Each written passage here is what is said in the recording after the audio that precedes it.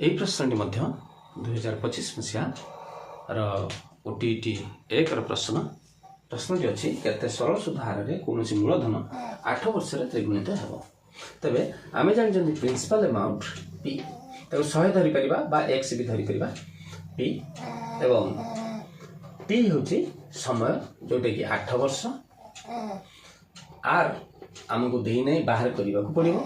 एवं I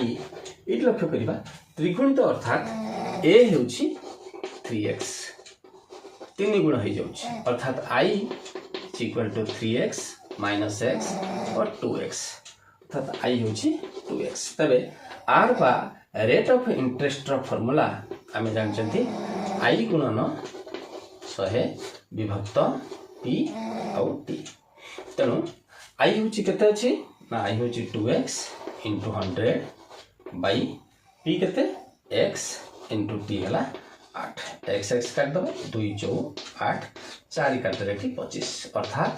25% शुद्ध जदि आम पाती तेरे आम आम मूलधन टी शुद्ध एवं मूल अर्थात समूल शुद्ध 8 वर्ष 3 गुण हो।